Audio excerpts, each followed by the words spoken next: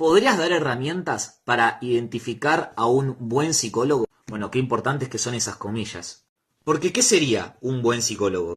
Bueno, yo tengo la convicción de que los únicos que pueden determinar si están frente a un buen o mal psicólogo son los pacientes, no otros psicólogos, siempre que esa práctica esté encuadrada o enmarcada en las normativas mínimas, elementales y básicas que establece la ley de ejercicio profesional de los psicólogos. A mí varias veces me han enviado videos de profesionales que igual esto que hacen es ilegal, ¿no? Porque me mandaban videos de obviamente psicoterapeutas que decían que hacían integraciones o facilitaciones dándoles sustancias psicoactivas a los pacientes.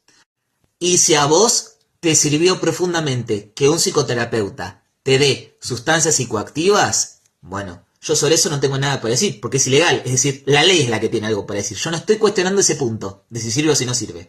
En todo caso, si creemos que puede llegar a servir, es importante que se discuta en el ámbito de las políticas públicas y que, en cualquier caso, quienes prescriban sustancias psicotrópicas legalizadas, porque tendrían que estar legalizadas para poder ser prescritas, sean médicos psiquiatras. ¿O qué? ¿O hay psicólogos dando sertralina? ¿Verdad que no? Entonces, ¿por qué sería válido con hongos u otro tipo de agentes? Y yo, en un momento, por ejemplo, incluso había llegado a considerar hacer un video sobre ese fenómeno, y después terminé llegando a la conclusión de que, porque yo lo que analizaba, lo que buscaba era la consistencia teórica detrás de esa práctica. Porque esto sí es importante, que haya una consistencia teórica detrás de lo que se está haciendo. Entonces yo buscaba la consistencia teórica que habría atrás de facilitarle al paciente a ver qué es lo que se está intentando facilitar, desde qué marco teórico se está operando. Y lo que encuentro en realidad ahí son todas excusas para poder darle a los pacientes sustancias psicoactivas y quizás estas personas, quizás no sean pacientes, sino sean más bien clientes, lo que buscan es a un profesional que los ampare en esa experiencia psicoactiva. ¿A qué me refiero acá en este caso con el asunto de la consistencia teórica? Por ejemplo, supongamos, ¿no? Sería esta ficción de un profesional que da sustancias psicoactivas a los pacientes ilegalizadas, ¿no? Y dice, para mí es muy importante que vos tengas este proceso porque para mí lo que sana es inducirte estados protopsicóticos o brotes. Entonces, vos te vas a sentir hipersensibilizado, vas a retornar al originario, voy a favorecer entornos profundamente regresivos y desde ahí nosotros vamos a trabajar, porque como estás bien vulnerable y desmantelamos todo tu sistema psíquico defensivo, entonces yo me meto ahí, devengo traumática y con eso te quito tu trauma originario. Bueno, si eso es tu marco teórico, yo no tengo nada para decir, porque es lo que vos sostenés con tu práctica. Ahora, lo que habitualmente escucho es una sustancia sanadora, que te va a ayudar a conectar con tu presente, y, bueno, ¿dónde está ahí el conocimiento en psicopatología? ¿Dónde está ahí la articulación teórica? A eso me refiero, ¿no? Entonces, si vos crees que la cura neurótica va por la vía de la psicotización, no tengo nada para decir. Ahora, la ley de ejercicio profesional de los psicólogos no dice que los psicólogos se encargan de facilitar o contribuir a que los sujetos tengan experiencias psicoactivas o viajes. Pero aunque ese no fuera el caso, yo me interrogué activamente y busqué cuál era la fundamentación teórica y descubrí que no había nada. Entonces, quizás, a veces, sencillamente, lo que hay ahí no es una práctica profesional. Hay una práctica comercial, que es muy diferente, porque ahí la lógica cambia. Ahí no es paciente profesional, sino cliente prestador de servicios. ¿Y el prestador de servicios de qué se ocupa? De confortar al cliente lo máximo que se pueda. El cliente siempre tiene la razón. Y yo al paciente le voy a dar la experiencia que él me está pidiendo. Bueno, yo eso desde ningún punto de vista es lo que sostengo. Yo personalmente como profesional. Encima es ilegal. Pero esto también aplica a, por ejemplo, las profesionales, no por lo ilegal, sino por cómo yo concibo el ejercicio de psicólogo, ¿no? Actualmente hay psicólogas que, por ejemplo, se suben y dicen: yo soy la psicóloga que llora con vos cuando me contás algo, que te manda el buenos días, te pregunta cómo estás, se acuerda de fechas importantes y te acompaña a tu graduación. Si para una persona eso es un buen psicólogo, enhorabuena, porque eso es lo que estaba buscando. Vaya con esa persona y atiéndase, y felicitaciones por no haberme elegido a mí, porque así no es como yo trabajo ni como yo concibo la profesión. Entonces, muy importante que haya una consistencia teórica detrás de qué es lo que se está haciendo. Yo puedo explicar cuál es la supuesta teoría detrás de esas prácticas. Las puedo interpretar yo, por eso no las... Pero es desde lo que yo estudio y comprendo. Ahora, eso no las hace buenas o malas profesionales. En todo caso, tenemos que hablar de aptitud y de legalidad. La aptitud pasa también fundamentalmente por poder decir que no, o derivar aquellos casos que uno no va a poder sostener por límites teóricos, límites profesionales, límites prácticos o límites materiales. Desde el lado de la aptitud tienen que estar los respectivos títulos o habilitaciones correspondientes. Y desde el lado de la legalidad, el cumplir con las normativas vigentes. Y del lado de ustedes que me piden herramientas, es saber lo que están buscando. ¿Buscan a alguien que los complazca? ¿O buscan a alguien que les genere movimientos respecto a su padecer o a su malestar? Y alguien se podría preguntar, ¿pero que acaso no se puede trabajar con mi malestar viniendo a mi cumpleaños, acompañándome a la graduación, tomando un helado conmigo? No. Y después hay otro elemento que es muy importante. Bueno, esto está contemplado en las normativas, ¿no? Que es lo del secreto profesional. Pero a veces pareciera que no queda del todo claro con el asunto de las redes sociales. Y yo soy un extremo fundamentalista del secreto profesional. Mi profesión no existe sin el secreto profesional. Pero además, tiene una razón de ser en la cual yo apuesto y creo ferviente y fundamentalmente en el secreto profesional, que va mucho más allá de una cuestión normativa o legal. Que es que, aunque lo que se dijo en esa sesión con ese paciente fuera significativo o fuera relevante, no da grabarse y subirlo a las redes sociales. Está por supuesto que es mi apreciación. Si hay personas que están de acuerdo con eso, porque hay encima hay psicólogos que dicen, no, pero le pregunté al paciente y el paciente dijo que sí, que lo suba.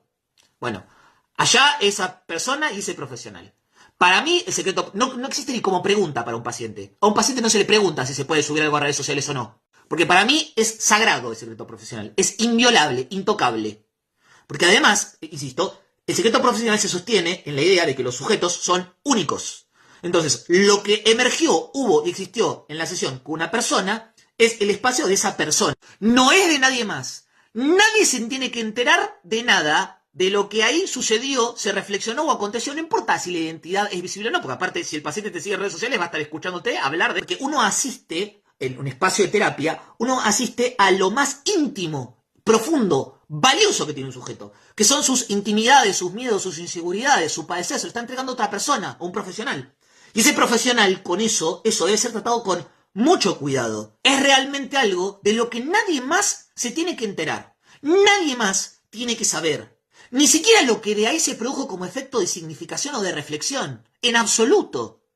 No importa si eso le puede servir o no a otro. Porque eso no es una apuesta por el sujeto. Eso es una apuesta por la generalidad, por la complacencia. Nada de lo que acontece en una sesión puede llegar a ser contenido para redes sociales. No importa que se cambien los datos personales del paciente o no se esté mencionando a la persona. Nada de lo que haya salido de una sesión tiene por qué terminar en una red social.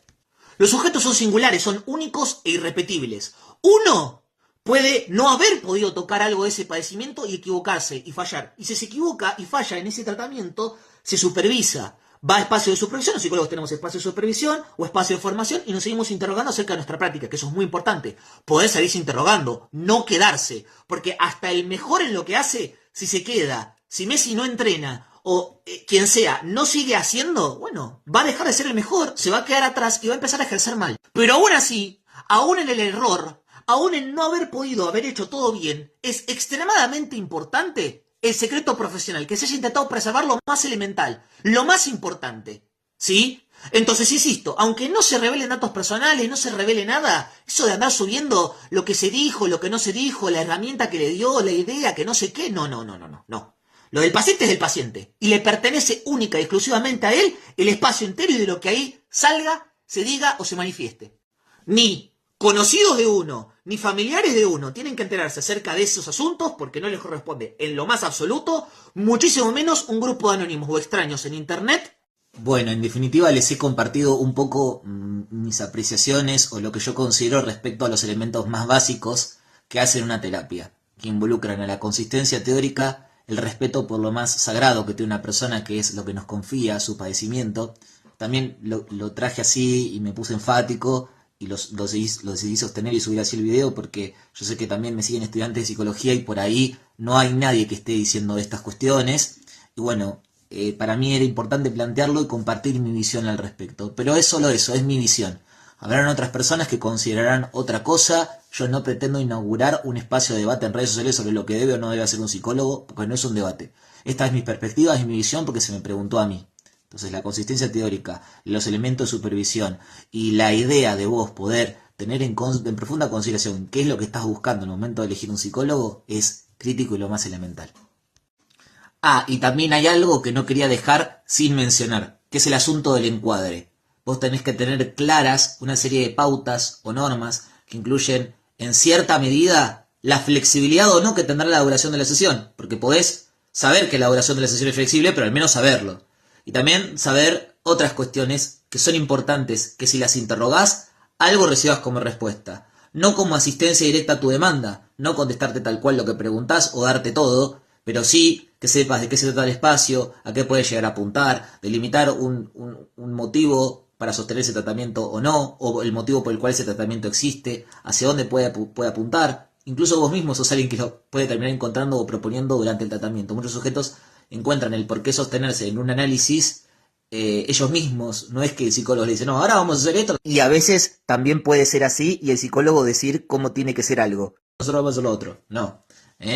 Y también hay algo que tienen que saber, que los tratamientos no tienen por qué ser eternos. Hay tratamientos de unas pocas sesiones exitosos. Existen los efectos terapéuticos rápidos. Sin embargo, se producen rápidos no porque se pretenda o se busque la inmediatez. Porque ahí no hay trabajo psicológico en absoluto. No. Se pueden producir efectos terapéuticos rápidos porque algo de lo que había que tocar fue tocado. Y ahí se empieza a clausurar el espacio si no hay otro motivo más para que este mismo se sostenga. Eso también puede estar muy bien.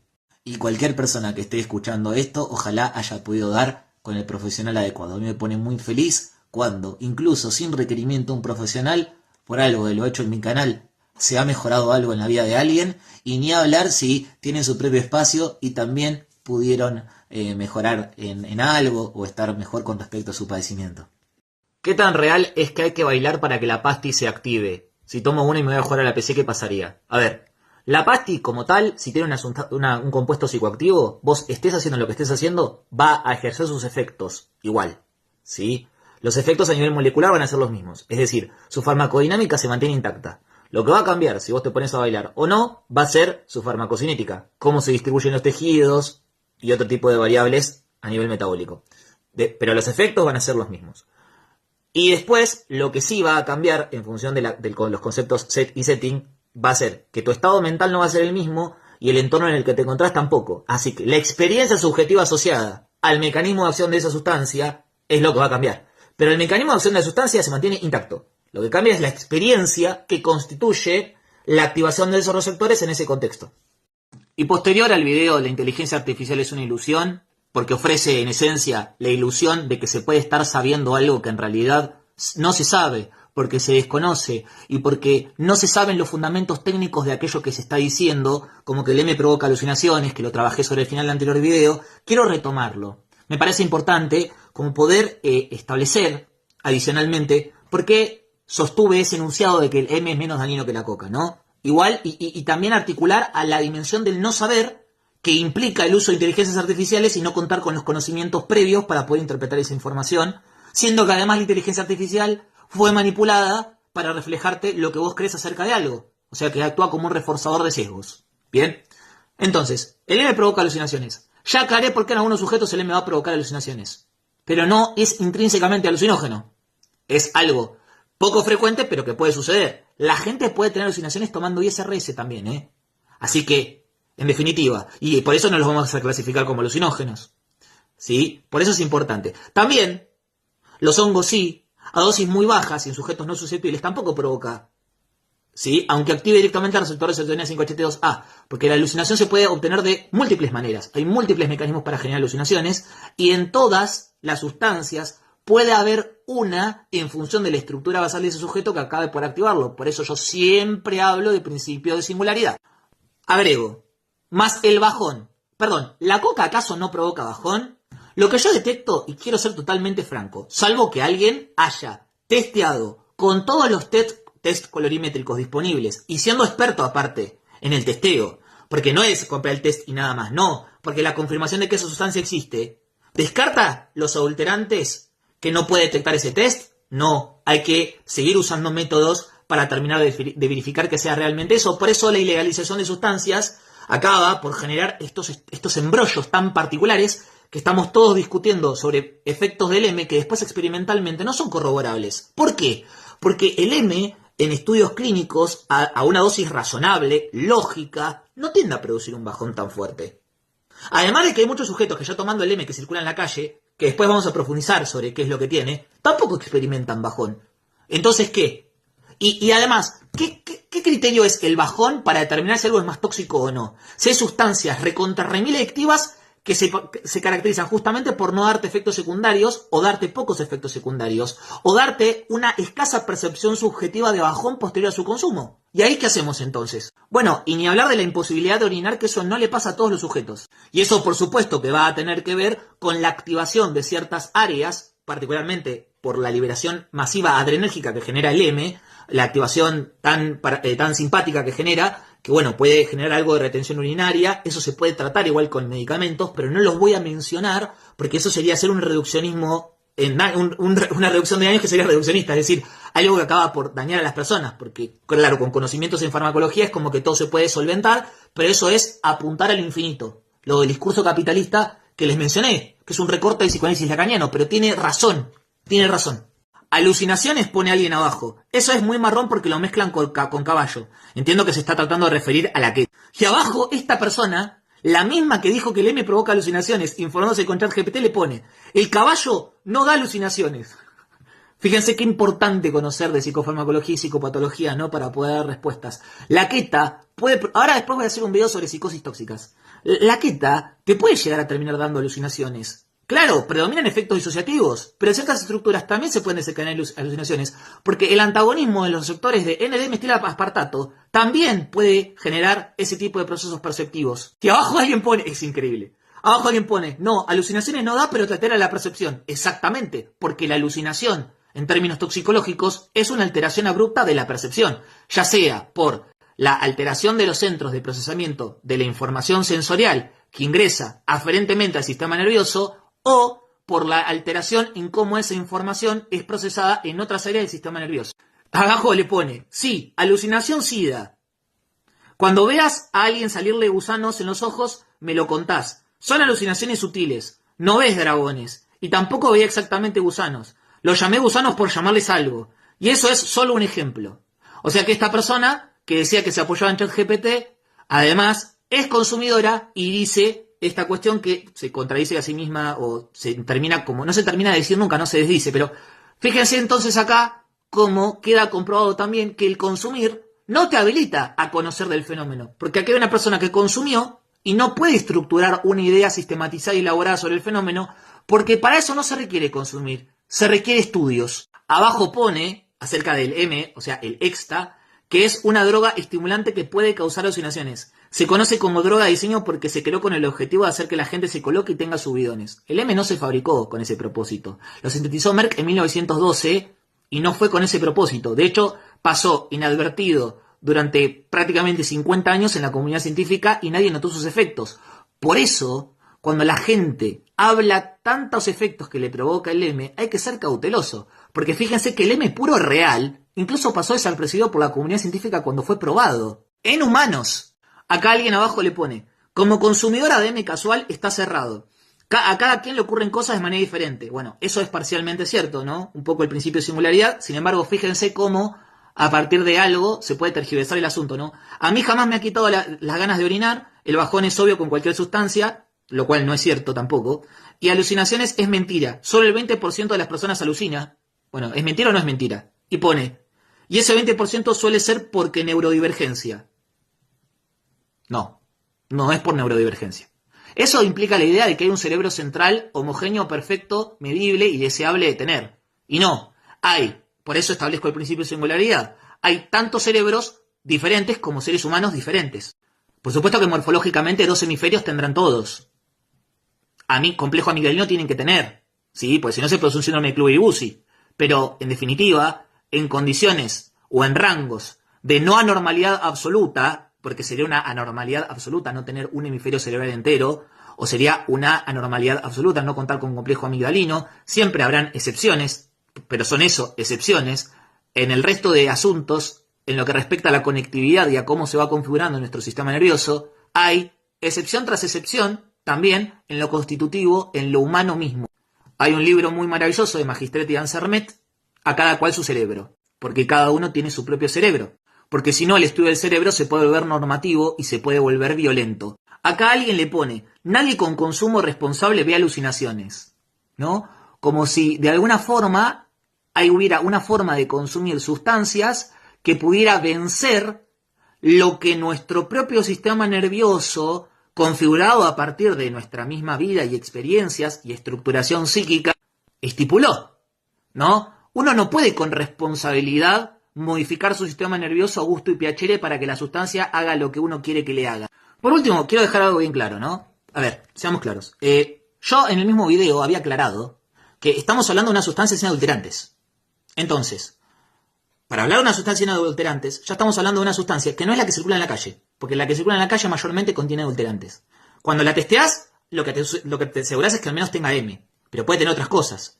Y para poder detectar esas otras cosas, hay que hacer test mucho más profundos. ¿Bien? Habiendo dicho esto, no es infrecuente que en los testeos se encuentre que hay M junto a la Walter White, o M junto a catinonas, o subproductos de la fabricación de M que no fueron eliminados, porque recuerden que no lo fabrica una farmacéutica con toda la aparatología que necesita para terminar teniendo un buen producto.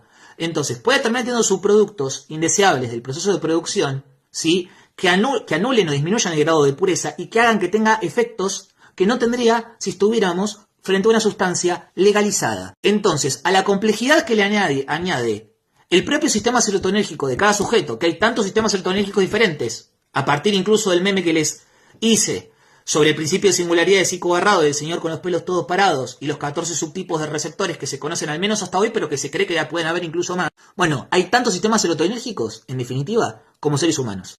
A esa complejidad se le añade encima la posibilidad de que aun cuando se esté consumiendo una pastilla testeada puedan haber otras cosas. Y cuando yo escucho historias de tanto bajón, puede ser por susceptibilidad individual, pero también puede ser, como bien dije en otro video, que sean catinonas. Porque yo escucho fenómenos compulsivos, que es raro que recuerden que el M lo probaron en los laboratorios. Lo probó gente de ciencia antes de que sea ilegal y no documenta estos fenómenos que se escuchan hoy de tomarse 5 pastillas, 4 pastillas todas las semanas. También hay algo de época ahí operando, que es lo que desde el psicoanálisis lacaniano se recorta como discurso capitalista. Se nombra de esta manera. En cambio, la coca, en todo momento y en todo lugar, fue un veneno puro y duro. El M es un neurotóxico serotoninérgico, pero tiene características diferenciales con respecto a la toxicidad de la coca. A pesar de siempre uno intentar ser lo más claro posible, adjuntando fuentes, información, aclaraciones, disclaimers, advertencias y tratando de instalar toda condición posible previa para trabajar sobre cierto asunto, en este caso referido a sustancias psicoactivas, uno nunca puede terminar de vencer aquella dimensión del otro en la cual el otro va a seguir escuchando lo que quiere escuchar. Por ejemplo, frente a un video donde puse ¿por qué sería menos dañino el M que la coca?, hubo gente que interpretó que puse que el M es mejor. No dije que es mejor. Dije que es menos dañino, no mejor. Además, estableciendo las precondiciones y prerequisitos de bioequivalencia y de un sinfín de fenómenos, que lo hice en un video previo, pero además está distribuido a lo largo de todo el canal. ¿Y por qué hago este video entonces? Porque en los comentarios hay una persona, que no le puedo responder a los 20 que dejó, diciendo que el M provoca alucinaciones, más bajón, más los días sin poder orinar. Su fuente fue ChatGPT. Y acá viene el asunto, que es que las inteligencias artificiales puede que ya no estén siendo capaces de reflejar fidedignamente información porque se están personalizando a partir de tus preferencias. Entonces, no te ofrecen información real. Te dicen lo que vos querés escuchar o en su defecto, de acuerdo a cómo vos les preguntaste. Si no hay un saber previo respecto a los fenómenos, puede que la inteligencia artificial te confunda mucho, como lo hizo con esta persona, que además ya comenta con sesgos. Así que no cabe duda que le preguntó con sesgos. Y me pasó en el video, como bien planteé, en el video sobre narcisismo de psicóloga que me contesta usando inteligencia artificial, ella me dijo que no usó después, pero en cada mensaje que me había mandado había iconos que son propios de una inteligencia artificial. O sea que hay herramientas que también pueden estar incluyendo inteligencia artificial y uno no saberlo. Entonces, si todo empieza a ser tocado por inteligencias artificiales que amoldan todo de acuerdo a nuestras preferencias, vamos a producir sujetos totalmente excluidos de la dimensión que es tan importante para el psicoanálisis, como el pensamiento autónomo. Conquistar el pensamiento autónomo implica poder vencer esa cuota de sufrimiento que implica no replicar lo que el otro tiene para pensar o para decir, tal y como el otro así lo dispone, lo quiere y lo desea. Hace un tiempo alguien a mí me había comentado que justamente consume sustancias para poder despejarse de sí mismo. Y yo le contestaba, y el costo de despejarte de vos mismo es quedar sometido o a un otro o a las sustancias. No hay otras opciones. Es así, entonces, que para poder pensar es necesario introyectar estas cuotas de sufrimiento que implica ver que el mundo no se refleja tal y como uno quiere. Sin embargo, debido a que la angustia es tan real y profunda en el ser humano, el capitalismo, como discurso, no como elaboración marxista, es decir, hasta para alguien que está de acuerdo con este sistema, estaría de acuerdo en que estamos viviéndole el capitalismo, nosotros lo recortamos como efectos subjetivos a nivel psíquico de lo que genera. Los psicólogos. No hablamos de marxismo en términos sociológicos. Entonces, como el capitalismo lo que busca es vender, el cliente siempre tiene la razón. Lo que pretende es darte productos que no te incomoden, para que así sean de uso masivo. Por eso yo siempre sostengo que la desinformación es marketing, porque la desinformación siempre te apunta a lo que vos no querés aceptar. Por ejemplo, sí, los psicofármacos, para ciertas personas, pueden ser el soporte, objeto malo, de la idea de que están enfermas. Entonces, si alguien les dice que conectar con espíritus, ver cosas que los demás no ven, y tener la certeza de que adentro del cuerpo de tu vecino hay un demonio, no es estar mal, y que no vas a tener que tomar psicofármacos, sino que la cura está en un retiro chamánico consumiendo neurotóxicos, y bueno, pues claro, puede que la persona opte por eso y se vuelva una fundamentalista de eso, para no tener que tolerar aquellos de los elementos de la realidad que le disgustan. Por supuesto que después a los psicofármacos hay un montón de críticas para hacerle, a la formación en salud mental tendremos un montón de críticas para hacerle y revisiones. Pero las revisiones no implican objeto malo, objeto bueno, porque si no nos estamos remontando al modelo kleiniano de psiquismo de básicamente la mente de un nene de 3 años. La mente de un nene que no pudo crecer. Entonces se empiezan a presentar fenómenos infantiloides. Fenómenos de sujetos que no pueden tolerar la diferencia. Sujetos que no pueden aceptar que alguien piense de otra manera. Y este es el gran peligro de las inteligencias artificiales. Que se vuelvan la ilusión de una fuente de información adecuada cuando no lo son. Hace poco se abrió un foro donde se hablaba de psicosis inducida por ChatGPT. Pues claro, un aparato que está permanentemente presente, retroalimentando las ideaciones de uno, que se vuelve un elemento externo de uno, va a terminar por disolver aquel trabajo psicológico del cual uno se tiene que ocupar, que es de la propia falta. Los seres humanos nos estructuramos en torno a una falta estructural fundamental. Es a partir de eso que nosotros existimos como individuos, como sujetos individuales, no como individuos producto del discurso capitalista. Porque en definitiva lo que produce el discurso capitalista es todos sujetos iguales, incapaces de tolerar las diferencias, incapaces de frustrarse, incapaces de ver aquello que no quieren ver.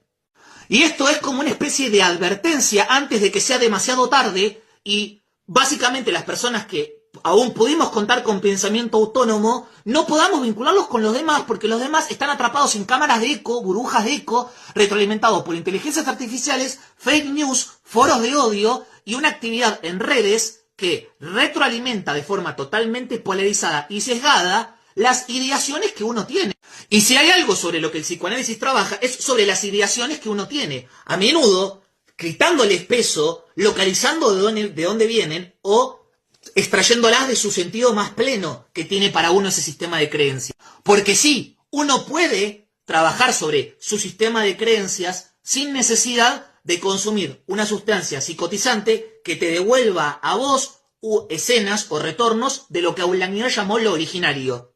De aquellas imágenes donde no había núcleos identitarios de la etapa preverbal de nuestra existencia que nos confronta a mecanismos regresivos que pueden, en sujetos con predisposición psicótica, resultar enfermizos. Es decir, es por este mecanismo psicológico que los psicodélicos pueden llegar a ser problemáticos para aquellos sujetos que tienen estructura psicótica, así como el uso abusivo de inteligencias artificiales o de discursos que bordean lo loco. Porque esto es loquísimo, que frente a un fenómeno donde no cabría opinión, de repente algo escriba, ¿no? Porque la inteligencia artificial escribe, genera contenido que parece real y parece cerrado, sin falta, pero ojo, porque nosotros estamos atravesados por la falta y siempre el conocimiento necesita, para poder ser generado, también la dimensión de la falta. El psicoanálisis mismo, cuando se volvió obsoleto por un momento, fue cuando negó su falta, cuando creyó que podía explicarlo todo, alcanzarlo todo, y todo era interpretable y pensable desde el inconsciente o desde las escenas edípicas. No. Muchas cosas de lo humano, por supuesto que sí.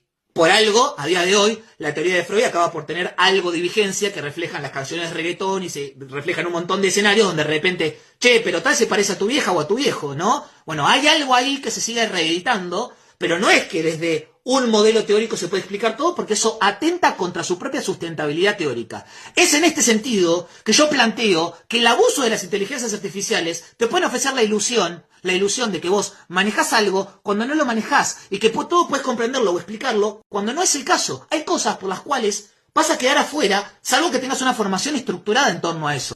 Entonces, el día de mañana tengan cuidado cuando citen a ChatGPT, lo que les dijo ChatGPT, porque puede que lo que le dijo ChatGPT en realidad sea un reforzamiento de sus propias ideas ancladas en la renuncia al pensamiento autónomo.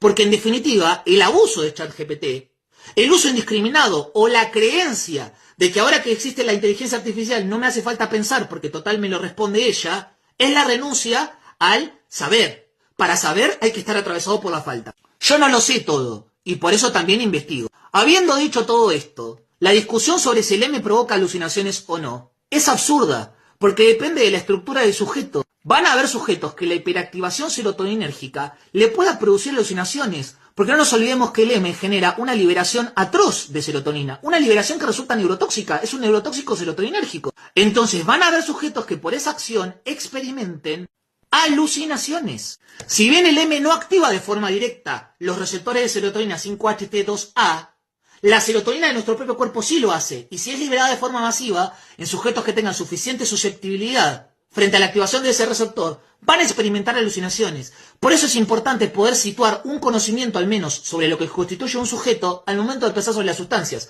porque si no, las discusiones ocurren en el vacío, y el vacío es por fuera de la estructuración. Hace unos días yo había subido un meme sobre el consumo de cafeína, basado en una escena de una serie que por momentos a mi criterio era bastante buena, Futurama, donde el personaje principal consumía una cantidad ridícula de cafeína. En este sentido, pude notar cómo algunas personas se sintieron ofendidas o juzgadas por el mismo. Y yo quiero aclarar algo.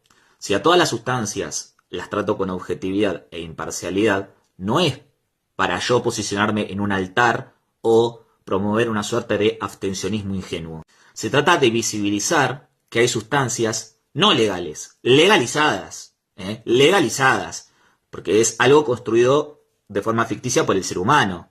La legalización e ilegalización. Entonces la cafeína no deja de ser una sustancia psicoactiva que puede tener sus respectivos problemas o inconvenientes en función de la dosis que se use, del sujeto del que se trate y de lo que siempre hablamos aplicado a cualquier sustancia. Y si bien tampoco es un problema extremadamente serio o grave, es bien conocido por los consumidores crónicos de cafeína la irritabilidad o mal humor que experimentan hasta que finalmente obtienen su dosis diaria de cafeína. Ahora bien, también es totalmente cierto que la cafeína, incluso si me preguntan a mí, es posiblemente una de las sustancias psicoactivas con menos problemas de todas las existentes, incluidas las legalizadas e ilegalizadas. Y sin temor a equivocarme alguno, de las legalizadas, no me cabe ninguna duda que la cafeína es la más segura. Habiendo dicho todo esto, la misma no está exenta de problemas. En primer lugar, por el asunto de los sujetos hipersensibles, que van a tener un montón de problemas asociados a su consumo, incluyendo reflujo, ansiedad, incluso algunos pudiéndoles empeorar cuadros preexistentes como un colon irritable u otro tipo de problemas raros, que al consumir cafeína se pueden acrecentar o disparar. Después requiere especial precaución en aquellos sujetos que tengan trastorno bipolar tipo 1, trastornos ansiosos, trastornos panicosos o ataques de angustia, porque la cafeína ciertamente puede alterar la esfera mental. Y aparte, como promotor de vigilia, y actúa en una región del sistema nervioso bastante particular, porque antagoniza los receptores de adenosina, y también penetra muy bien en el tejido gástrico, puede realmente poner incómodas a las personas que no están pasando por un muy buen momento, sin que éstas lo estén notando, ¿no? Y la cafeína realmente puede empeorar en algunos sujetos sus respectivos cuadros basales. A partir de medio gramo diario, ya la cafeína pasa a comportarse un poco como una droga dura.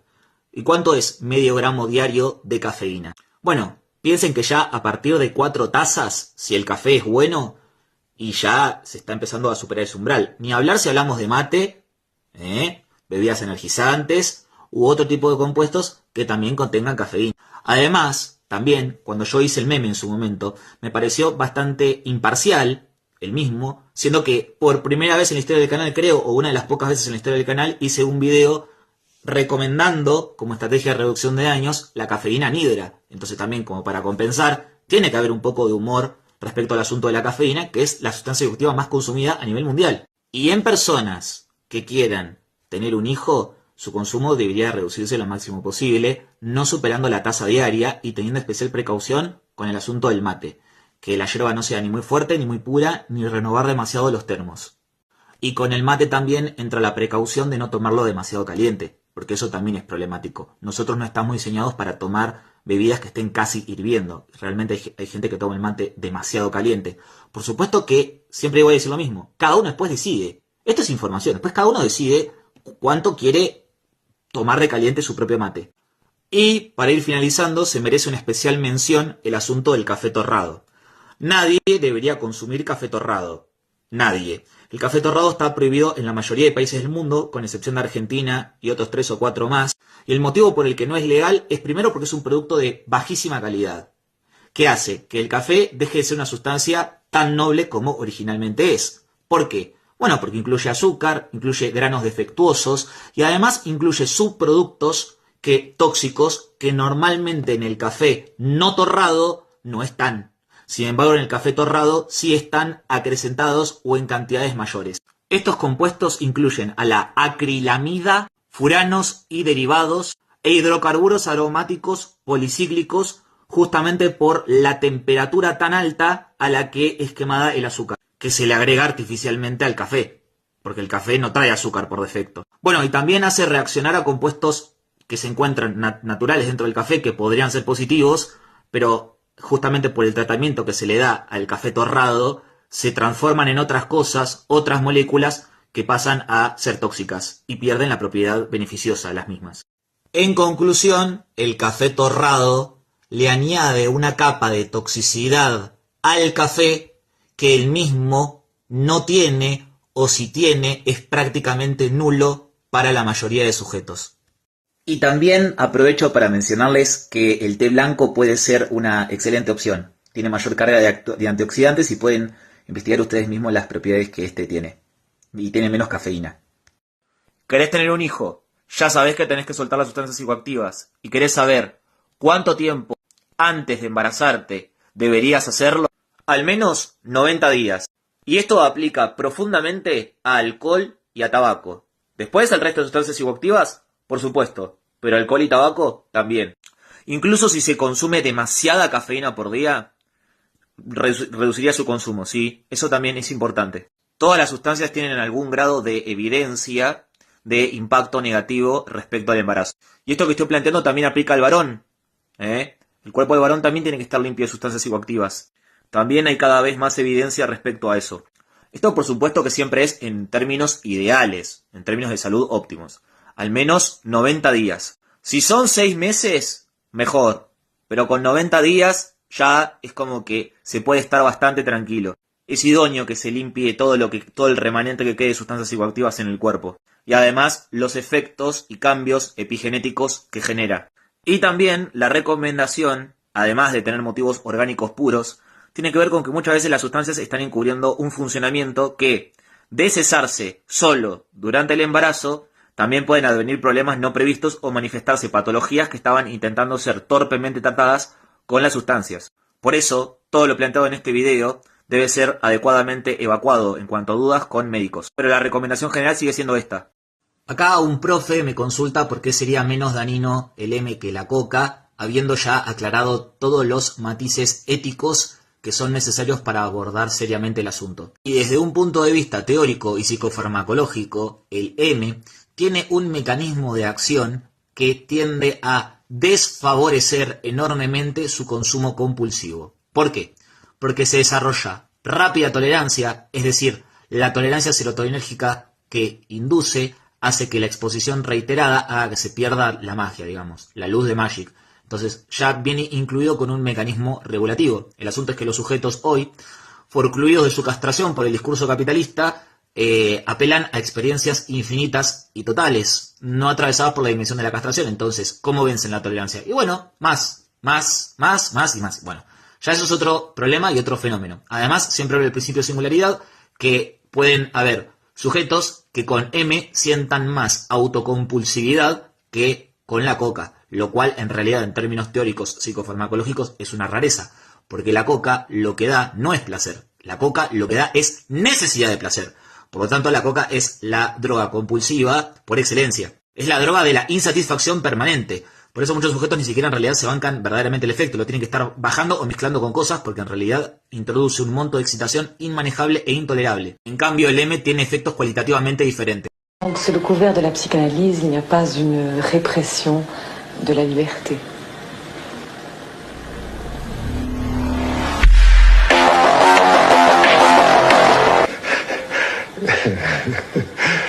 Ces termes me font rire, enfin.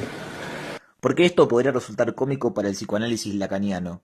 Y porque en esencia solo se podría estar preguntando acerca de la libertad a alguien que ya es preso de algo. En este caso, del lenguaje. No existe tal cosa como la libertad para los que pueden formularse preguntas. A modo meramente informativo, ¿es posible determinar si a igualdad de frecuencia y dosis la coca es más dañina que el M?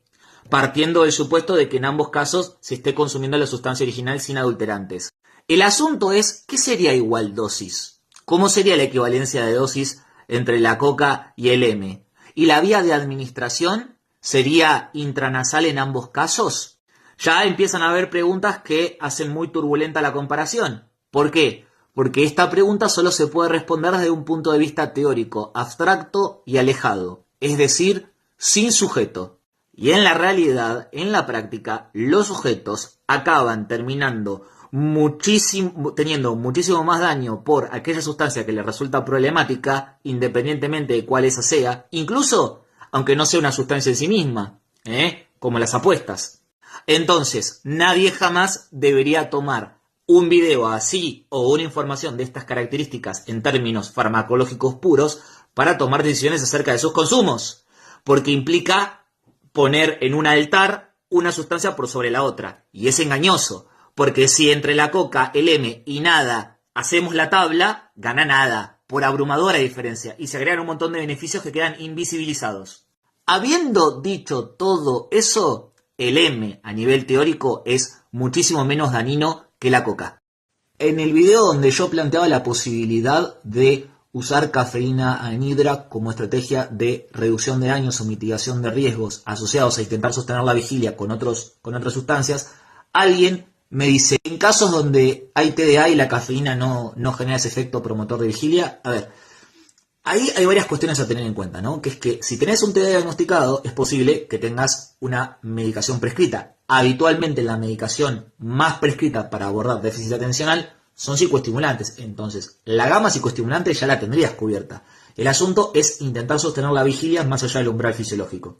Si la cafeína no alcanza en ese contexto, hay estrategias no farmacológicas que pueden servir. Por ejemplo, dormir una siesta. No menospreciemos las estrategias no farmacológicas para encarar los asuntos. Y también pueden haber muchas otras que con tu neuróloga o médica psiquiatra podrás encarar de otra forma.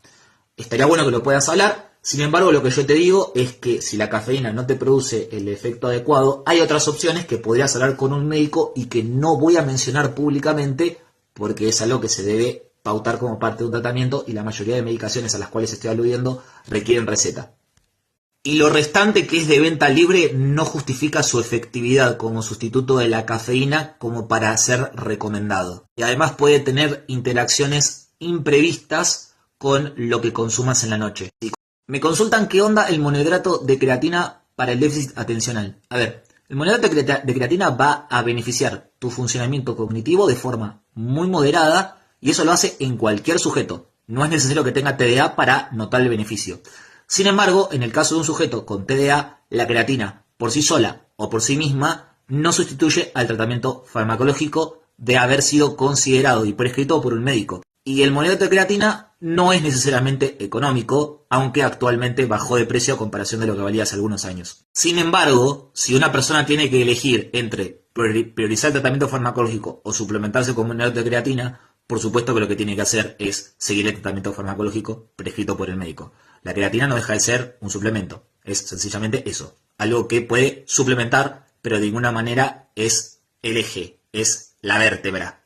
En un video reciente yo había planteado la posibilidad, como estrategia de reducción de años, de usar cafeína anhidra para sostener la vigilia más allá del umbral fisiológico, sostener la vigilia de forma artificial, pero aunque sea que sea con cafeína, que es infinitamente más segura que usar Pasti o M. Y en los comentarios hubo personas que plantearon qué sucedía si se combinaba con alcohol y si podía traer problemas cardíacos.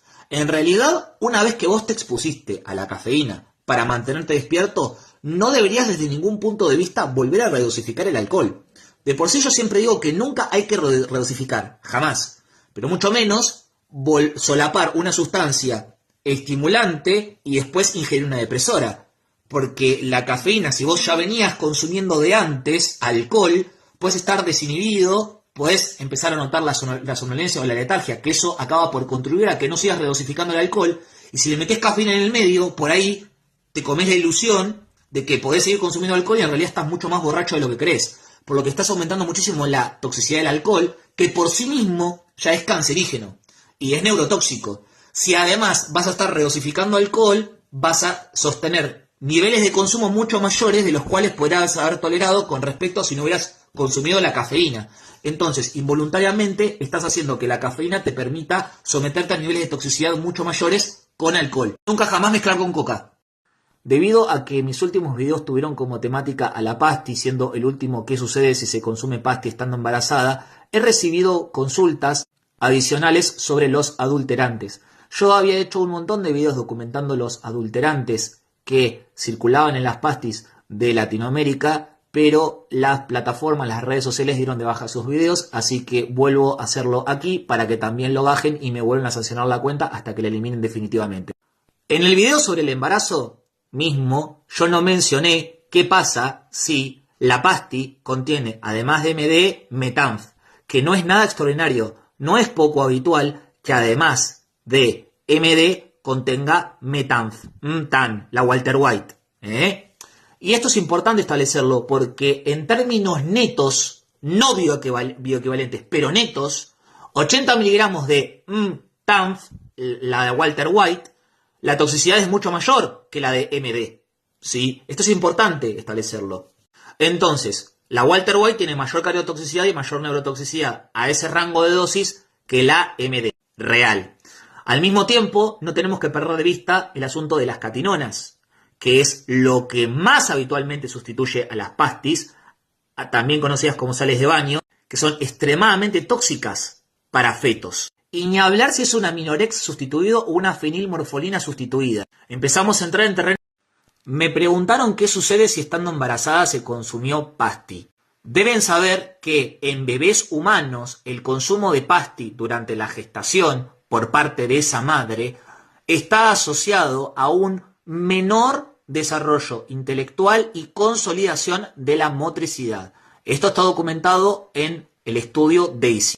Pero en modelos de animales también está comprobada una proliferación anormal de células gliales en zonas del sistema nervioso que no deberían tener esa proliferación, lo cual puede comprometer en el futuro el adecuado funcionamiento de ese sistema nervioso y la consolidación de determinados circuitos neurales relacionados a la atención, a la modulación de la conducta alimentaria y otro tipo de fenómenos que incluyen el sistema serotoninérgico.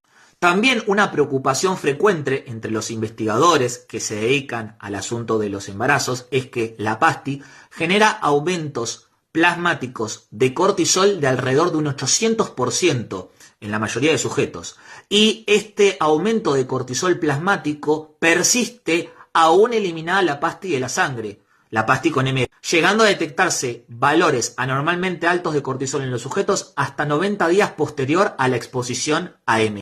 Niveles tan altos de cualquier hormona, pero sobre todo de cortisol, durante el embarazo, indudablemente van a tener repercusiones negativas sobre ese sujeto en cuestión.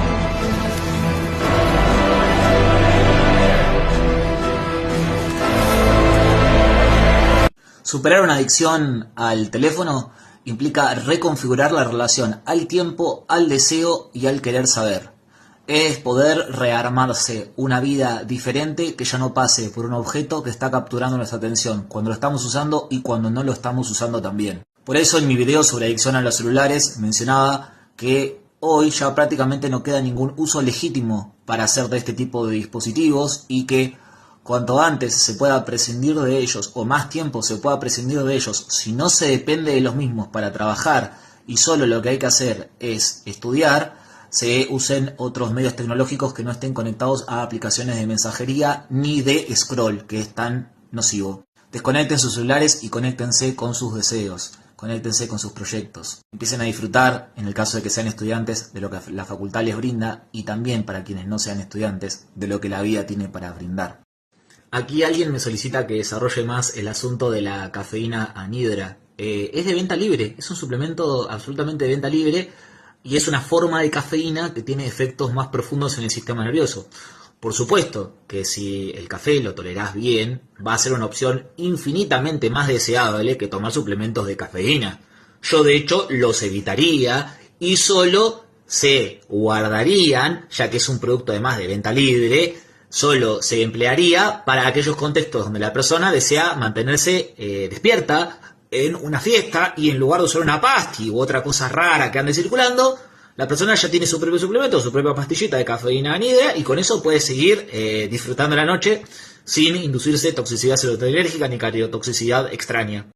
Me han estado consultando muchísimo por semaglutida, me han estado enviando videos de ahora influencers o personas que las recomiendan públicamente. Bien, y hay que tener algo en consideración. No hay para decir algo respecto a la semaglutida que sea una locura de su peligrosidad. No existe un truco del estilo, no, pero la semaglutida te puede generar, sí, tiene riesgo de pancreatitis, en algunos modelos de animales produjo cáncer de tiroides, pero no está aprobado ese efecto en humanos en absoluto, y creo que no hay que introducir pánico moral. ¿Saben por qué? Porque en definitiva la medicina y la industria farmacéutica hoy se está orientando a producir medicamentos con cada vez menos efectos secundarios, menos secuelas y menos interacciones. Entonces cada vez van a quedar menos argumentos para no usarlos, desde un punto de vista médico. Esto era algo que yo me había estado planteando hace un montón, incluso lo debatí con algunos colegas, que era el asunto de, ¿y si las farmacéuticas el día de mañana producen Soma, estilo Un Mundo Feliz de Aldous Huxley, ¿no? Digamos, una pastilla con prácticamente, o esquema farmacológico, no importa cuál, prácticamente sin efectos secundarios, o literalmente con ningún efecto secundario, ninguno, que te dé todo lo que buscas, ¿no? Que no te dé mucho apetito, que no te haga acumular mucha grasa corporal, que te haga ajustarte a los estándares estéticos y de ánimo respecto a la sociedad y un conjunto de cuestiones que las moléculas prometidas anteriores no lograron producir. Porque los medicamentos que habían antes para inducir bajada de peso eran en general inadmisibles, ¿no? El esquema naltrexona bupropión era carísimo, es una jugarreta de las farmacéuticas. Después había un montón de clínicas para hacerte bajar de peso o antiobesidad que te daban diuréticos mezclados con anfetas, mezclados con otras cosas. Siempre eran esquemas aberrantes, totalmente asquerosos, repugnantes, ilegales, que nadie debería haber tomado jamás o haberse expuesto.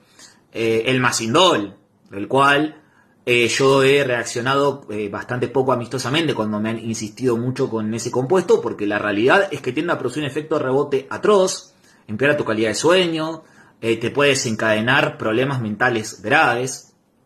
Y en cambio la semaglutida es capaz de suprimir el apetito sin tener, o sea, a comparación de los fármacos que había disponibles anteriormente, sin tener realmente demasiados riesgos. Es decir, uno le puede buscar la quinta pata al gato y empezar a decir que sí, si no sabes alimentarte y tenés menos hambre, encima vas a tener menos nutrientes y puedes estar malnutrido, lo cual es verdad. También podés tener pérdida de masa muscular, lo cual también es verdad. También, si no te lo supervisa un médico, podés tener efectos secundarios desagradables como náuseas, podés desarrollar una pancreatitis si haces alguna cosa aberrante con las dosis. Bueno, sí, todo eso igual requiere supervisión médica, pero es que, insisto, no es que van a haber super argumentos para decir nadie debería tomarlo jamás. Hoy tenemos médicos que usan Botox, que se inyectan Botox frente a las cámaras, que recomiendan semaglutida, y son médicos, tienen título, tienen matrícula, y en realidad nada les impide hacerlo. Por supuesto que desde un punto de vista moral se podría llegar a objetar algo, pero insisto, son esquemas que cada vez son más seguros. El Botox también, hay un montón de cosas que uno puede encontrar, pero son efectos adversos cada vez con menos frecuencia y que en definitiva se añaden a protocolos cada vez más seguros, porque los protocolos buscan aumentar enormemente la tolerancia y la adherencia. Entonces, este no es un video para que todos lo consuman o salgan corriendo a buscarlo. Nada más lejos de la realidad. En todo caso, para que cada uno decida qué quiere hacer con respecto a su cuerpo y su salud. Son esquemas legales, cuando están prescritos por un médico y supervisados, y la verdad es que a comparación de lo que había antes, son infinitamente menos riesgosos. Y también les voy a traer un dato curioso, que es que a la industria alimentaria le molesta particularmente la salida de este fármaco. Entonces, también podría empezar a suceder o a ocurrir sin tratar de armar una secta de semaglutida como ya la hay con los hongos y la medicina chamánica. Por favor, lo único que falta ahora es una secta nueva con semaglutida, fanáticos de la semaglutida. Pero, hay que decirlo, la semaglutida para la industria alimentaria es un dolor terrible de cabeza. Y ya hay comentarios, he visto comentarios en off de psiconeuroendocrinólogos diciendo que la industria alimentaria está tratando de diseñar alimentos, endulzantes, edulcorantes o cositas que le puedan agregar a los alimentos que pueda sortear el efecto supresivo que tiene la semaglutida sobre el apetito. Recordemos que los hiperpalatables están específicamente diseñados para romper los mecanismos homeostáticos de nuestro organismo para regular la conducta de ingesta. La industria alimentaria se volvió capaz de producir alimentos que en lugar de saciarnos nos generan mayor necesidad de seguir incorporando comida, lo cual es totalmente antifisiológico. Y la semaglutida viene un poco a representar un dolor, porque cada año nosotros veníamos consumiendo más alimentos, las estadísticas de obesidad y sobrepeso venían cada vez más y más en aumento, y ahora de repente hay un fármaco que con relativamente pocos efectos adversos, si está bien supervisado, insisto, relativamente, pueden haber personas que le hayan pasado re mal con la semaglutida y le rueguen a todo el mundo que por favor nadie jamás la pruebe. Bueno, igual no es lo que en los estudios científicos se corrobora. Por supuesto que siempre hay personas que discontinúan un esquema porque no lo toleran, pero no es el caso de la mayoría con la semaglutida. Incluso hay personas que cuando la dejan de tomar sencillamente porque quieren poder seguir disfrutando de la comida como antes y seguir comiendo mucho. Porque en esencia lo que te impide la semaglutida es comer mucho. Pero insisto, como cada vez hay productos con menos efectos secundarios y mayor capacidad de indicación, porque aparte otra cosa que pasaba antes también, es que los medicamentos tenían una indicación súper restringida y cerrada. Y ahora de repente, como son tan seguros en riesgo-beneficio, ¿sí? O menos peligrosos, yo me gusta pensar menos peligrosos más que seguros, porque la ilusión es una ilusión, ¿no? Insisto, alguien podría desarrollar una pancreatitis por aplicarse semaglutida. Por supuesto que es un efecto secundario poco frecuente, así como también uno puede desarrollar una úlcera gástrica tremenda, perforarse el sistema gástrico por tomar ibuprofeno, porque eso también existe. En la película Requiem por un sueño está documentado lo terribles que pueden llegar a ser los fármacos para bajar de peso que habían disponibles antes. Y hasta hace poco tiempo todavía seguían habiendo denuncias en clínicas para descenso de peso que usaban compuestos ilegales. A mí siempre me disgustó muchísimo que en una clínica para bajar de peso te den un frasco con pastillas que no te dicen qué tiene adentro.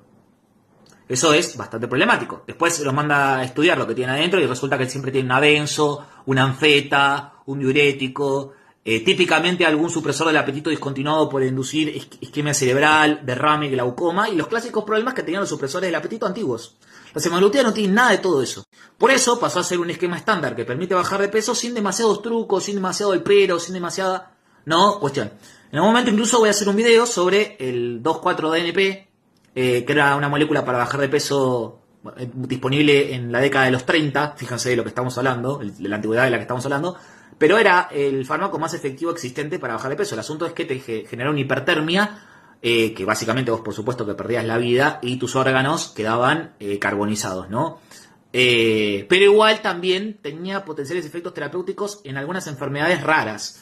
Así que ahora se la está estudiando de nuevo, en algún momento haremos video, pero también quería comentarlo porque hay un médico al cual de hecho en Estados Unidos le revocaron la matrícula por dar este medicamento, y aún con matrícula revocada y todo, el hombre seguía dando esto, sin avisar a los pacientes por supuesto que era esto. Porque ¿que hay productos para bajar de peso? Los hay. El asunto es que ahora la industria farmacéutica produjo uno que a comparación de todos los que había anteriormente suele tener relativamente pocos efectos secundarios y secuelas, y tiene un margen de seguridad amplio, un esquema de titulación gradual y progresivo que realmente le puede ahorrar a muchas personas efectos secundarios desagradables, y es un esquema sostenible de tiempo. Es una medicación cara, pero que se puede seguir administrándose y mantener sus beneficios. Pero siempre, como siempre digo, consultando con un médico y con un médico matriculado a cargo del esquema.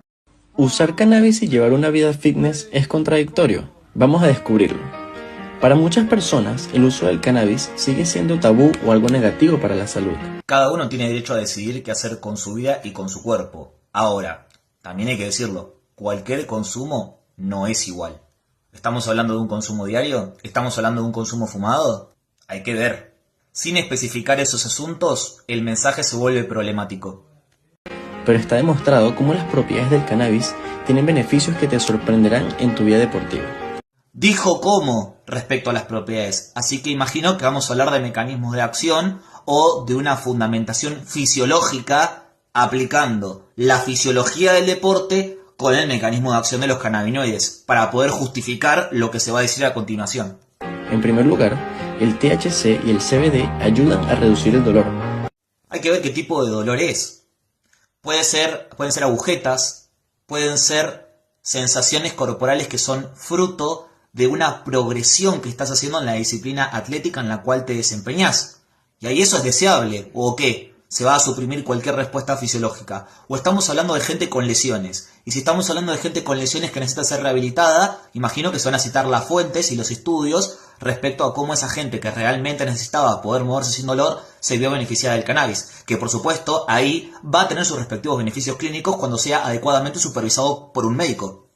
Relajar los músculos y mejorar el sueño. Seguimos hablando de beneficios en un sentido súper general y amplio y ya metimos sueño. No. Los cannabinoides no son positivos para el sueño. Mucho menos si tiene la proporción THC-CBD típico de las plantas para que tengan el efecto subjetivo típicamente buscado por los consumidores. No, justamente no. No es positivo para el sueño. De hecho, los consumidores crónicos cuando paran de consumir sale a la luz cómo se estaban destruyendo su arquitectura de sueño porque les empieza a costar dormirse o suelen tener problemas, ¿no? Entonces, claro, porque el cannabis estaba haciendo efectos muy profundos en el tejido nervioso que al cesar ese consumo crónico, el sistema nervioso empieza a funcionar de nuevo, ¿no? Así que no, de ninguna manera. Tenemos que ser muy cautelosos con lo que estamos afirmando y cómo estamos comunicando, y no estoy viendo que hasta ahora sea el caso de este comunicado. 3 pilares fundamentales en la recuperación de un deportista. Se dan cuenta que lo que se desprende del mensaje es que el cannabis podría fortalecer los pilares que hacen a un atleta, cuando en realidad los pilares que hacen a un atleta son biomecánica, descanso, alimentación, otras variables, no el consumo de cannabis, porque no lo apuntala. Ya en el sueño hay peros, y en el caso de los dolores depende de qué sean. Por otro lado, potencian el enfoque mental. ¿Qué sería potenciar el enfoque mental? Y en un sentido amplio de sustancias para potenciar el enfoque mental, el cannabis probablemente sería una de las últimas a considerar como positiva para potenciar el enfoque mental. Sí, hay algunos sujetos que reportan que les mejora el enfoque mental cuando tienen base ansiosa o panicosa, y todavía el cannabis no pasó a hacerles el clásico efecto de sobregirado, ¿no? Que deja de tener efectos positivos sobre esos mismos síntomas y pasa a potenciarlos, a hacer sentir peor al sujeto cuando lo consume. Porque los mecanismos moleculares sobre los que actúa el cannabis, para ese tipo de asintomáticas, usando todos a la vez, ¿no? Todos los que tienen la planta y no aislándolos, tiene patas cortas, es un mecanismo de patas cortas. Rápidamente puede empezar a generar efectos paradójicos. Reducen el estrés y controlan la ansiedad. La cafeína va a potenciar mucho más tu función cognitiva que el cannabis. Y si no toleras la cafeína, hay otras opciones. Para controlar la ansiedad, bueno, está la lavanda, está la pasiflora, está la valeriana, está el tilo, está la manzanilla. Son opciones mucho más seguras e incluso protectoras porque tienen componentes antioxidantes que van re bien. También podría estar el jengibre, también podrías usar el monohidrato de creatina, también podrías usar proteína de suero. Es decir, la suplementación deportiva real y suplementación también, si se quiere, para la ansiedad, sin lugar a dudas, no es canábica. Lo cual beneficia completamente el rendimiento de un atleta. Beneficia completamente el rendimiento de un atleta. El cannabis al lado de lo que beneficia completamente el rendimiento de un atleta es francamente un chiste. Siendo así, si se usa y se consume correctamente, se convierte en una herramienta médica de excelentes resultados. Tal y como son las propiedades de los cannabinoides, en realidad no hay como una forma realmente adecuada donde sea compatible para favorecer o apuntalar los resultados deportivos. Alguien puede notar que le mejora, pero ciertamente su hipertrofia va a ser mayor si consume menos cannabis o más bien lo elimina o lo suprime. Y también estamos hablando de una suplementación de alto presupuesto. ¿O qué? ¿O estamos dirigiendo un mensaje para sujetos que además de consumir cannabis, que además deberían poder aislar los cannabinoides que corresponden? Porque insisto, de la planta directamente no, antes de consumir cannabis y otras tantas cosas. Arreglar, además, para intentar reparar o enmendar lo que el cannabis empeora. ¿Y tú? Cuéntanos en los comentarios si crees que el cannabis y el fitness se contradicen o se complementan.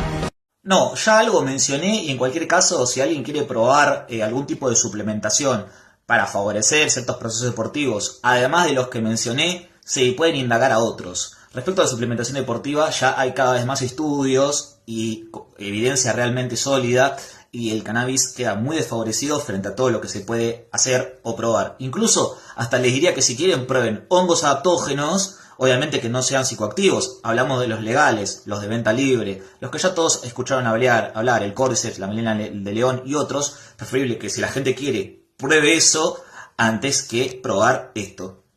Si una persona quiere consumir recreativamente cannabis, ya saben, el contenido de este canal es para gente adulta, autónoma, responsable, independiente, imputable, que decide sobre su propia vida. Pero no intentemos como vendernos propiedades que no tiene. El otro día alguien me hizo una consulta bastante interesante, que me dijo que en una fiesta le ofrecieron cafeína anhidra, ¿no? En cápsulas. Y creo que esta orientación puede ser un abordaje de cara a reducir daños interesante. Porque uno escucha habitualmente sujetos que consumen y no está del todo claro el motivo por el cual consumen. Entonces, en esto que yo siempre propongo, que es que si vas a seguir consumiendo reduzcas, espacíes, pero también tengas el control de tu propio ocio, me parece interesante que vos puedas saber qué es lo que estás buscando con las sustancias. Que eso tenga un nombre, una ubicación más delimitada. Entonces, lo que muchas veces sucede es que la gente termina consumiendo pasti o M para mantenerse despierta. Pero si es por mantenerse despierto, tenés opciones que no implican tanta neurotoxicidad serotoninérgica ni cardiotoxicidad. Entre ellos la cafeína. La cafeína anhidra es un suplemento que si no se consume en dosis demasiado altas ni combinadas con otras cosas, puede llegar a ser realmente segura. La dosis letal de cafeína es más bien larga y se conoce extremadamente bien las propiedades que ésta tiene, llegando incluso a asociarse en largo plazo a cierta protección frente a enfermedades neurodegenerativas como el Parkinson y de la preservación de ciertas funciones cognitivas. Nada que ver a lo que hace la pasti o el M. Entonces, si se busca algo para mantenerse despierto, la cafeína es ciertamente una mejor opción. Ahora, siempre adquirirla por tu cuenta. Evita adquirirla en entornos donde no sabes bien qué es. El otro día me hicieron una consulta sumamente orientada desde un punto de vista psicofarmacológico, que es, ¿cómo puede ser que cuando estoy en una fiesta, en un festival o en un entorno nocturno donde yo sé que circula pasti o M, me agarre una ansiedad muy particular por consumir? Y si bien podríamos hablar desde un punto de vista subjetivo y singular del fenómeno que le pasa a esta persona, en realidad es una pregunta que da para pensar qué es lo que realmente circula en las fiestas. ¿Por qué? Porque el M o la pasti sola, pura, por sí misma, debería generar un estado de plenitud muy particular, no debería generar como empuje a reiterar consumos o a consumir compulsivamente. Y esto cabe para consumos intertemporales, es decir, de un mes para el otro, que no debería hacerlo nadie, pero habitualmente la gente consume de esta manera, no debería ser la regla o la norma que la gente quiera meterse compulsivamente pastis, por el tono serotoninérgico que tiene la molécula original de MD. Entonces, lo que yo sospecho es que si hay MD real, está combinado con otras cosas que aumentan el tono dopaminérgico del efecto final, o en su defecto, no hay M en absoluto, y son catinonas u otros grupos de sustancias que ya documenté en otros videos, que tienen un tono muy dopaminérgico con respecto al serotoninérgico, por lo cual la respuesta conductual acaba siendo siempre compulsiva y autoalimentada. Pasa a parecerse más a una mezcla de coca con anfetas. Libre, sigo esclavo de mi mente. Para eso nos drogamos, para ser libres de nosotros mismos. El asunto es que uno no puede ser libre de uno mismo. El precio a pagar por intentar librarse de uno mismo es quedar sometido a un otro, sea una sustancia o a otro ser humano, que nos someta. Además, no perdamos de vista que consumos reiterados o prolongados o sustancias que dejan enganchados a sujetos acaban por deteriorar la capacidad de estos para vivir la vida, para conectar con la experiencia vital y para concretar proyectos. Cuando se deterioran funciones ejecutivas, se modula negativamente la actividad de estructuras del sistema nervioso críticas para tener atención o estabilidad emocional. Todo eso acaba por disgregar lo que uno realmente podría llegar a ser. Porque no perdamos de vista que las estructuras que tenemos en nuestro sistema nervioso y las moléculas que él produce son únicas, son excepcionales y son las que verdaderamente nos hacen poder llegar a vivir. Todo lo que se incorpora exógenamente, de forma prolongada, reiterada, o que no esté dirigida a abordar un síntoma patológico de la forma adecuada que establecen los principios de la psicofarmacología, no son otra cosa que una destrucción de las sustancias que puede producir el propio organismo para vivir y conectar con la vida y para concretar proyectos en el largo plazo. Cada cierto tiempo recibo una oleada de mensajes de sujetos que no importa lo que hagan, no importa lo que consuman, no tienen los efectos subjetivos buscados de las sustancias. Y otras personas de un mismo grupo, sí, incluso con la misma tanda consumida. Y frente a esta situación, donde ninguna sustancia hace efecto, hay varias explicaciones posibles. Una de ellas es una reacción taquifiláctica con respecto a cada una de las sustancias introducidas en el organismo. Si bien es poco probable o poco posible, está bastante documentado experimentar taquifilaxia incluso con medicaciones psiquiátricas. ¿Por qué no cabría eso con respecto a sustancias psicoactivas? Si la diferencia no es tan palpable en la realidad como los libros intentan hacer parecer. Por otro lado, otra cosa que puede suceder es tener una barrera hematoencefálica muy densa, muy fuerte. Nosotros tenemos en nuestro organismo algo que se llama barrera hematoencefálica, que se encarga específicamente de proteger al sistema nervioso central de virus, bacterias, microorganismos y sustancias exógenas también. Entonces pueden haber sujetos que tengan una barrera hematoencefálica hiper desarrollada o hipertrofiada que haga que nada les entre en el sistema nervioso. Por último, pueden haber sujetos que por polimorfismos genéticos tengan subexpresados receptores encargados de la respuesta subjetiva deseada ante sustancias, o que su propio sistema inmune detecte a la sustancia y la destruya. O también, por supuesto, podría tratarse de metabolizadores ultra rápidos, donde la sustancia nunca llega a alcanzar la concentración deseada. Todos los días, al menos una vez, recibo una consulta relacionada a la posibilidad de tomar isotretinoína con pasti. La isotretinoína es un medicamento muy efectivo para el acné, cuyas marcas comerciales más conocidas son el Rocutan y el Isotan, pero también hay otras. Deben saber que para la aprobación de un medicamento a menudo no se requiere estudiar sus interacciones con sustancias ilegalizadas. Por lo tanto, no es que hay un documento científico que diga explícitamente lo que sucede si se mezclan. Sin embargo, si estudiamos fisiología, neurofisiología y psicofarmacología, vamos a ver que es una pésima idea combinar la isotretinoína con prácticamente cualquier cosa, pero en particularmente la pasti o el M. Y vamos a desarrollar por qué. En primer lugar, debemos saber que la isotretinoína atraviesa la barrera hematoencefálica y por lo tanto también modifica a la actividad en general del sistema nervioso. Así que, habiendo modificado ese entorno y además la isotretinoína misma asociándose como posibilidad a generar efectos secundarios psiquiátricos, no es un buen estado en el que se encuentra uno para exponerse a la pasti. En cualquier caso, lo ideal sería esperar a terminar el tratamiento con isotretinoína para después, si la persona aún así lo quiere, siendo una adulta autónoma, responsable, independiente e imputable, tomar lo que la persona quiere. Entonces, los riesgos van desde mayor hepatotoxicidad, mayor cardiotoxicidad, mayor riesgo de efectos secundarios o secuelas a nivel psiquiátrico y probablemente muerte súbita, ¿no? A ver, que salga bien esa exposición, es decir, que una persona esté tomando las dos cosas al mismo tiempo y salga bien, que salga bien es que siga viva. Y eso siendo generosos. Después puede ser que no se manifieste ningún efecto secundario visible, pero por dentro lo que está pasando no va a estar bueno. Y a veces también recibo consultas de combinaciones con medicamentos puntuales. Por ejemplo, antibióticos. A ver, los antibióticos te pueden dar náuseas también y malestar gastrointestinal. En ese contexto consumir pasta igualmente tampoco es buena idea. Y además, si hay una infección, si estás tomando antibióticos, porque hay una infección. Y si hay una infección, tampoco es buena idea exponerse a pasti.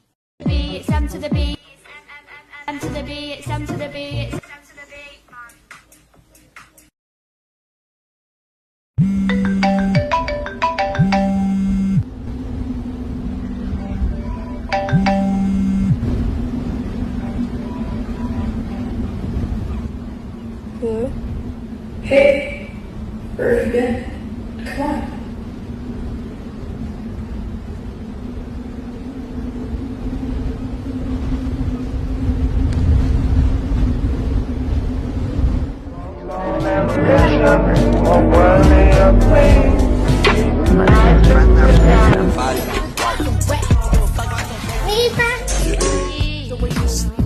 Si desde 2020 hasta hoy usaste tu teléfono en promedio 4 horas y media por día, ya tenés más de un año de tiempo acumulado mirando la pantalla. Más de un año de tiempo literal.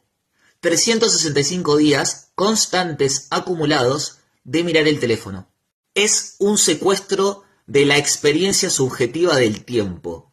Es la imposibilidad de vivir, permanecer adherido a este dispositivo, de tomar acción. Varias estrategias para disminuir su uso se encuentran en mi perfil. Algunas de ellas son desinstalar las aplicaciones después de utilizarlas y volverlas a instalar cada vez que... No sé si alguien ya haya advertido esto, pero si las herramientas de creación de video con inteligencia artificial siguen avanzando como lo vienen haciendo hasta ahora, a este ritmo tan exponencial, va a llegar un momento que no van a poder distinguir, no vamos a poder distinguir si esto que está ocurriendo ahora en este momento es producto de la inteligencia artificial o no. Y esto no lo digo para generar pánico moral, porque digo, quizás hayan contenidos creados por inteligencia artificial que vayan a estar realmente buenos, así como hay un montón de películas y series que gracias a los efectos especiales nos pudieron transportar a mundos que de otra forma no hubiera sido posible o solo eran imaginables. Pero el tema, también, es que se empiezan a disolver barreras legales. Ya se empieza a producir un contenido y un placer que no obedece al principio de realidad. No obedece tampoco a la ley penal. Porque yo digo, ¿no? ¿Qué restringía hasta ahora a una persona a ver contenido necro? Contenido pedo. Es decir, contenido parafílico. Si el día de mañana eso es producido sin humanos mediante, porque no son humanos en realidad, no son personas las que participan ahí, pero el contenido allí ya está exhibido. Se asoma una época donde cada vez más de lo que consumamos sea menos material, menos real. ¿Te das cuenta, Benjamín? El tipo puede cambiar de todo, de cara, de casa, de familia, de novia, de religión, de Dios. Pero hay una cosa que no puede cambiar, Benjamín. No puede cambiar de pasión. La pasión es lo opuesto a la adicción. En la pasión radica nuestro deseo por vivir, por existir. Es el núcleo más profundo de lo que realmente somos. No somos por lo que tenemos, no somos por lo que consumimos. Somos por aquello que nos hace vivir. Uno no puede ser un apasionado de las apuestas. No puede ser un apasionado de la coca. Uno solo puede apasionarse de aquello que no es inmediato y que constituye la traducción de algo que ocurre hacia nuestro interior y que no puede ser expresado por otra vía que no sea mediante la pasión.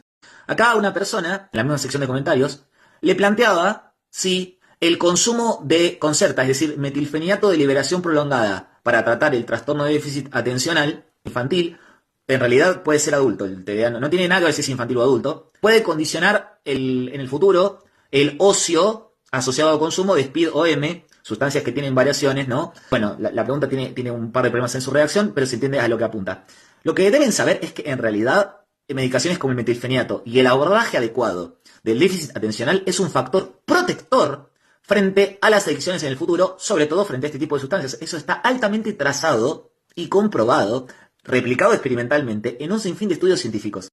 Fíjense, respecto a esto, que una persona en un live a mí me dijo: probé las Anfets y la pasé muy mal, no entiendo cómo a alguien le puede gustar esa experiencia. Y si ustedes analizan detenidamente y hacen estudios poblacionales y epidemiológicos, van a descubrir que la mayoría de los sujetos que se sienten muy atraídos por sustancias tipo Anfets suelen tener un déficit atencional no adecuadamente tratado.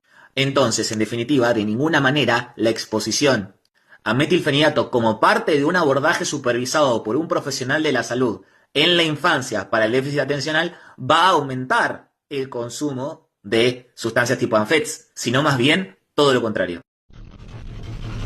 ¿Qué relación hay entre la queta y la posibilidad de perder la capacidad de sentir? Una amiga que no suele tomar, el fin de tomó y me dijo como que no sentía nada, que solo se sentía bien, como que inhibía los sentimientos. Bueno, pues claro, no olvidemos que la queta es un anestésico disociativo. Fíjense que está clasificado de esta manera. Y esto es porque actúa sobre un conjunto de dianas moleculares muy específicas, muy especiales. No piensen por esto que es una sustancia especialmente atractiva. Si no está prescrita por un médico puede ser muy problemática. Porque fíjense además que este sentimiento de desconexión, mediada por ejemplo por el antagonismo no competitivo de los receptores de ND-metilaspartato, entre otro conjunto de acciones que tiene, ¿sí? Puede generar una insensibilización muy fuerte al dolor y hacia los afectos. Puede inducir también sensaciones de extracorporalidad y en general crear un entorno perceptivo sumamente diferenciado y sensorial también. La integración, de hecho, de la experiencia sensorial también se altera. Entonces, con todo este conjunto de elementos, podríamos pensar que una persona puede vivir esto como algo realmente desagradable. E incluso, en algunas estructuras, esto puede persistir aún cesado su uso. Hay que tener mucho cuidado con este tipo de sustancias y además la dependencia de esta sustancia después termina generando efectos paradójicos sobre la sensibilización e integración de las emociones.